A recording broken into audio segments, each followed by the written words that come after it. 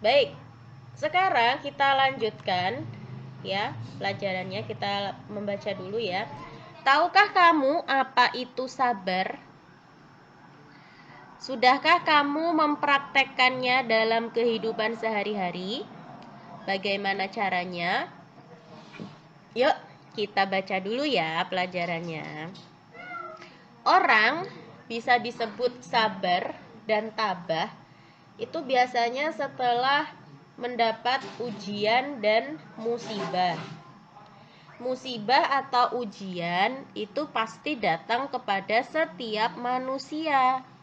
Manusia diberi ujian agar semakin dekat dengan Allah. Nah, perhatikan. Di sini ada gambar seorang yang sedang sakit. Nah, ini termasuk ujian dari Allah. Bagaimana rasanya kalau sedang sakit? Pernah sakit sampai masuk rumah sakit nggak? Belum, nggak pernah ya, semoga tidak ya. Nah, sakit itu adalah salah satu ujian dari Allah. Apakah kita menghadapinya dengan sabar atau putus asa? Ya, bagaimana cara kita menghadapi ujian dari Allah? Nah, ini ya. Sabar dan tabah menghadapi cobaan dari Allah. Berperilaku sabar dan tabah. Sabar adalah rela menerima sesuatu yang tidak disenangi dengan rasa ikhlas serta berserah diri kepada Allah. Ya, jadi semua yang terjadi ya kepada kita itu adalah ketentuan dari Allah. Ya, kadang kita mengalami hal-hal yang menyenangkan, kadang juga kita mengalami hal-hal yang tidak menyenangkan. Ya, nah itu semua itu adalah ketentuan dari Allah. Kalau kita mendapat uang misalnya, seneng nggak kira-kira? Seneng nggak kalau kita dapat uang? Seneng ya? Senang. Misalnya pas Lebaran ya, kita dapat THR banyak, senang kan pastinya. Nah, tapi kadang kita juga mendapatkan sakit. Kalau lagi sakit tuh rasanya enak nggak kira-kira? Nggak enak ya, tapi kita disuruh untuk sabar ya. Sabar itu adalah artinya kita rela menerima sesuatu yang tidak kita senangi dengan rasa ikhlas. Jadi kalau kita dikasih sakit sama Allah itu kita menerimanya dengan rasa ikhlas. Nggak boleh mengeluh ya, nggak boleh menyalahkan Allah. Kenapa sih Allah ngasih aku sakit? Ya, padahal aku pengen jalan-jalan, padahal aku pengen sekolah, misalnya kayak gitu. Menyalahkan Allah itu nggak boleh. Itu namanya tidak sabar. Ya, orang yang sabar itu artinya orang yang bisa menerima apa yang tidak dia senangi itu dengan rasa ikhlas. Nah, sabar itu secara lebih luas juga bisa diartikan sebagai menahan diri. Ya, sabar itu artinya menahan diri agar tidak mudah marah, tidak mudah benci, ya, tidak jadi orang yang suka dendam, tidak mudah putus asa, ya. Ya, kemudian melatih diri dalam ketaatan dan membentengi diri agar tidak melakukan perbuatan keji dan maksiat. Ya, jadi sabar tadi selain diartikan sebagai rela menerima apa yang tidak kita senangi, ya, sabar juga bisa diartikan sebagai apa? Menahan diri. Menahan diri dari apa? Menahan diri dari marah-marah. Menahan diri dari apa? Dendam. Ya. Kalau kita disakiti misalnya, ya, kita menahan diri untuk tidak balas menyakiti orang itu. Itu namanya sabar. Ya.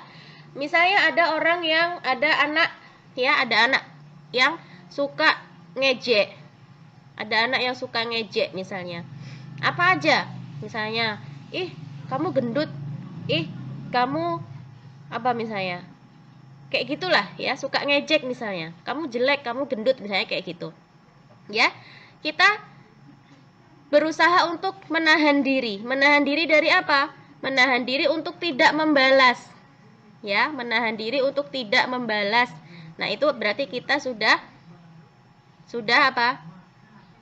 Sabar. Nah, itu ya. Sabar juga artinya tidak mudah putus asa. Misalnya kita rajin belajar, ya, rajin belajar, rajin mengaji, ya, meskipun kita susah banget misalnya belajarnya, tapi kita nggak mudah putus asa. Itu namanya juga kita sudah berlatih untuk sabar. Nah, dalam Islam itu ada 3 bentuk sabar. Yang pertama, sabar dalam ketaatan menjalankan perintah Allah. Ya, sabar dalam ketaatan menjalankan perintah Allah. Kita disuruh sholat sehari 5 kali. Ya, itu kita harus sabar dalam menjalankan itu. Nggak boleh mengeluh. Kenapa sih Allah tuh nyuruh-nyuruh kita sholat 5 kali lagi kan? Capek gitu. Itu nggak seperti itu ya. Itu namanya tidak sabar. Ya. Kemudian orang Islam disuruh untuk puasa 30 hari nggak boleh makan. Ya. Nah, itu juga kita sabar dalam menjalankan perintah Allah itu. Itu artinya sabar. Sabar dalam menjalankan perintah Allah. Kemudian yang kedua, sabar dalam menghadapi masalah atau terhadap apa yang telah ditakdirkan. Misalnya, kita dapat masalah. Apa misalnya ya? Tiba-tiba waktu kita jalan-jalan, tiba-tiba mobilnya bannya bocor di tengah sawah. Nggak ada orang, nggak ada bengkel. Nah, ini adalah takdir. Ya, takdir Allah. Kita nggak tahu sebelumnya. Padahal sudah dicek ya. Sebelum kita pergi mobilnya udah dicek. Oke semua, bensin oke, bannya juga oke, nggak ada masalah semua mobilnya. Tiba-tiba di tengah jalan, ya, waktu kita ngelewatin sawah atau hutan, ya, tiba-tiba bannya bocor. Nah, kira-kira apa yang kita lakukan? Marah-marah atau sabar? Nah, kita harus sabar dalam menghadapi semua yang sudah ditakdirkan oleh Allah. Karena ban bocor ini adalah termasuk takdir Allah. Ya, kalau sudah ditakdirkan bannya bocor di situ ya bocor di situ. Ya, kita harus sabar daripada marah-marah, ya. Gak ada solusi. Kita mau marah juga marah sama siapa ya kan? Ya, lebih baik kita sabar dan mencari solusi. Minta tolong atau telepon siapalah misalnya seperti itu ya. Itu yang kedua, sabar dalam menghadapi masalah atau sesuatu yang sudah ditakdirkan untuk kita. Kemudian yang ketiga, sabar dalam menjauhi perbuatan maksiat atau apapun yang dilarang oleh Allah. Ya, itu ya. Sabar dalam menjauhi perbuatan maksiat dan menjauhi apa yang dilarang oleh Allah. Kita sebagai umat Islam, kita dilarang untuk makan babi. Ya kan? Nah, padahal di Jepang mungkin orang-orang banyak yang makan babi. Ya kan? Banyak di restoran-restoran, ya, banyak olahan daging babi yang kalau dilihat kayaknya wah, enak sekali gitu ya. Tapi sebagai orang Islam, kita menahan diri untuk tidak ikut-ikutan makan itu, ya. Sabar dalam menjauhi apa yang sudah dilarang oleh Allah. Itu ya, ada 3 macam sabar. Yang pertama, sabar dalam menjalankan perintah Allah. Contohnya puasa tadi ya, puasa selama 30 hari. Ini berat loh, puasa selama 30 hari ini berat. Tapi kita sabar dalam menjalankan perintah ini. Ya. Kemudian yang kedua, sabar dalam menjalani apa yang sudah ditetapkan Allah untuk kita. Nah, misalnya kayak contohnya ban bocor tadi, ya. Apa yang sudah ditetapkan Allah untuk kita itu kita jalani dengan sabar.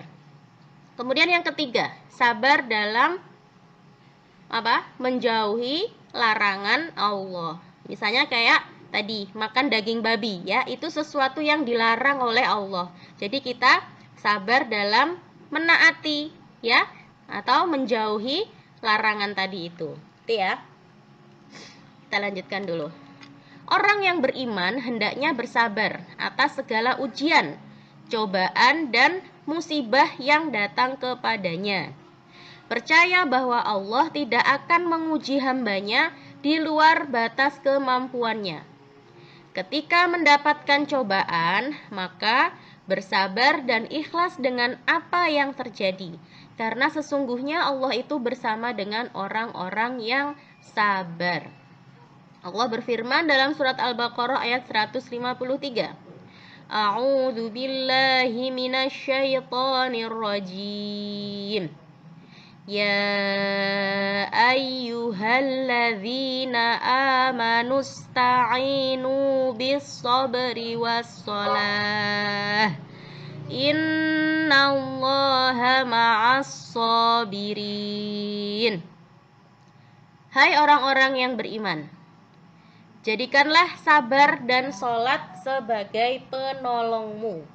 Sesungguhnya Allah bersama orang-orang yang sabar. Dengan tabah dan sabar, kita akan mendapatkan beberapa keuntungan. Di antaranya, sabar itu sebagai penolong, pembawa keberuntungan, ya. Nih, di dalam Al-Qur'an Allah sudah berfirman, jadikanlah sabar dan sholat sebagai penolongmu. Ya, berarti kalau kita berperilaku sabar, kalau kita sabar berarti bisa sebagai penolong kita. Ya, karena Allah bersama orang-orang yang sabar. Kemudian, sabar bisa memberikan ketenangan jiwa. Yang ketiga, orang yang sabar mendapatkan kesuksesan bagi yang berusaha, bekerja, dan belajar. Nah, ya, inilah bedanya kalau orang yang sabar dan orang yang tidak sabar, ya.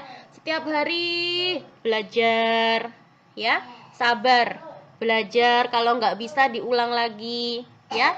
Kalau belum hafal, dibaca lagi. Kalau satu kali belum paham, baca pelajaran, diulang lagi 2 kali.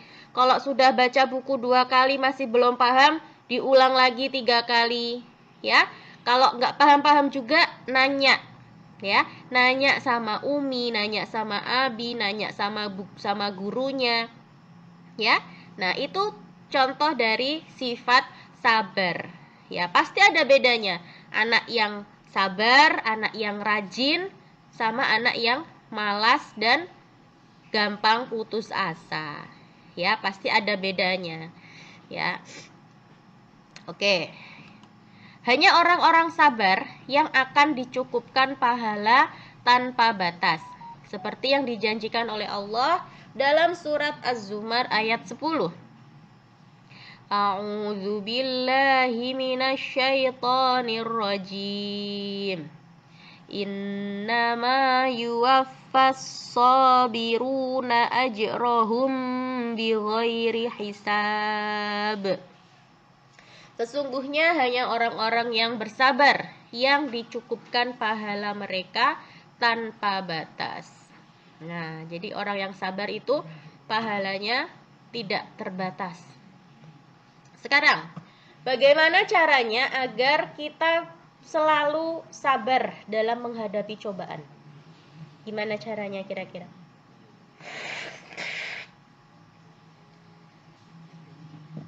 Gimana caranya biar kita jadi orang yang sabar? Yang pertama, menerima cobaan dari Allah dengan ikhlas. Karena Allah itu memberi cobaan kepada hambanya tidak akan melebihi dari kemampuan hambanya. Jangan ditiup-tiup ininya, ya, headsetnya jangan ditiup-tiup, ya. Kita harus menerima cobaan dari Allah dengan ikhlas. Karena Allah tidak akan memberi cobaan kepada hambanya itu di luar kemampuan hambanya. Kemudian yang kedua, ingat janji Allah, sesungguhnya setelah kesulitan pasti ada kemudahan. Seperti dalam surat Al-Insyirah yang sudah dihafal gimana? Gimana dalam surat Al-Insyirah? Inna ma'al usri yusra.